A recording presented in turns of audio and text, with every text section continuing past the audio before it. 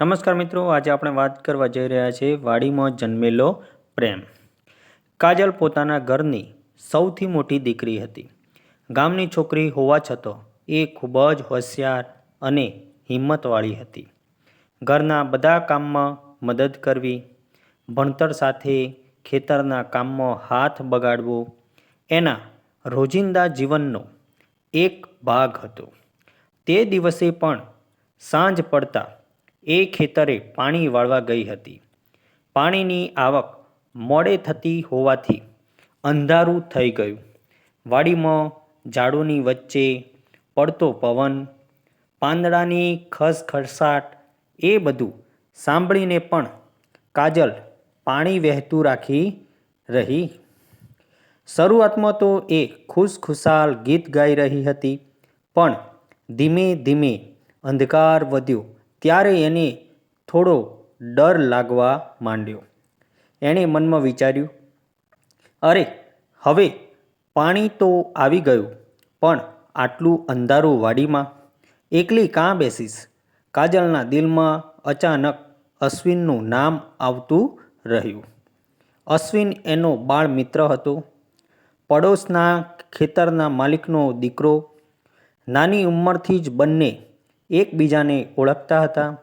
કોલેજમાં પણ સાથે જતા, હળવી મસ્તી કરતા, પણ દિલની વાત ક્યારેય સ્પષ્ટ કહી ન હતી.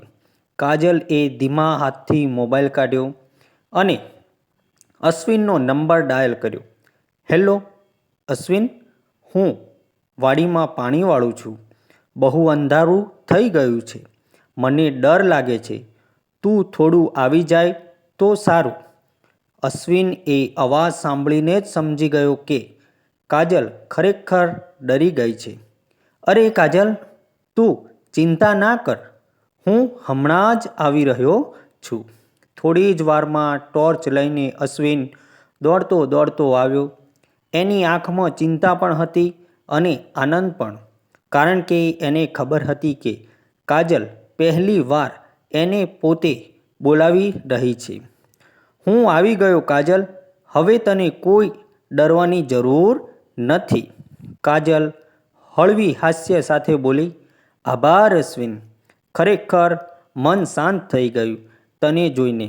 બંને નહેર પાસે પથ્થર ઉપર બાજુ બેઠ્યા. વાડીની શાંતિ, પાણીનો કલકલ અવાજ, દૂરથી કીડીઓની ટર, આ બધું એક અનોખું વાતાવરણ બની રહ્યું હતું. અચાનક જંગલ તરફથી એક જોરદાર સિંહની ત્રાડ સંભળાઈ. વાડીની શાંતિ તૂટી ગઈ. કાજલના હાથમાંથી પાણીનો લોટો છટકી ગયો. એની આંખોમાં ભય છવાઈ ગયો. એણે એક પળ પણ વિચારે વગર અશ્વિનને બાહોમાં ભર્યો. અશ્વિન, મને ખૂબ ડર લાગે છે. અશ્વિનના દિલમાં તો આ પળની રાહ વર્ષોથી હતી. એણે કાજલને હળવેથી નજીક ખેંચી લીધી અને આશ્વાસન આપ્યું, કાજલ, હું છું ને તારી સાથે, તને કશું નહીં થાય. થોડું શાંત થયા પછી કાજલ અશ્વિનના ખભા પર માથું મૂકી બેઠી રહી. અશ્વિન, તારી સાથે હોય ત્યારે મને એક અલગ જ સુરક્ષા મળે છે.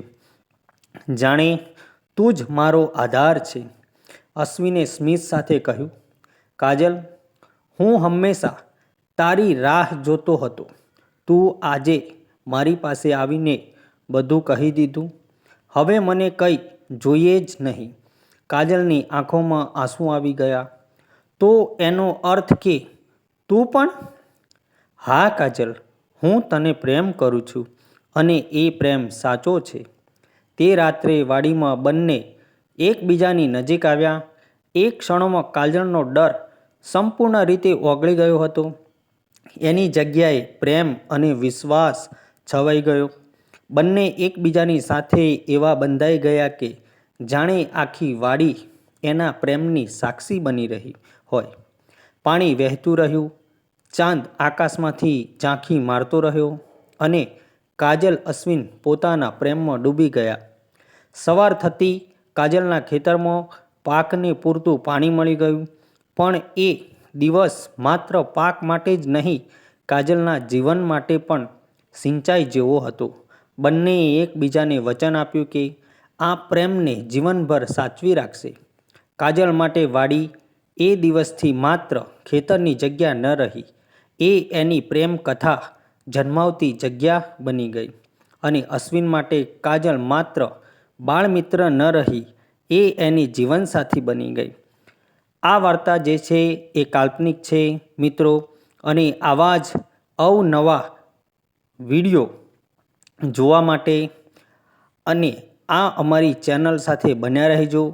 વિડીયોને શેર કરી દેજો અને ચેનલને સબસ્ક્રાઈબ કરી દેજો, જેથી આવા અવનવા વિડીયો અને આવી અવનવી રોચક રોમાન્સ અને પ્રેમભરી વાર્તાઓ માટે મને પ્રોત્સાહન મળી રહે. વંદે માતરમ મિત્રો. જય માતાજી.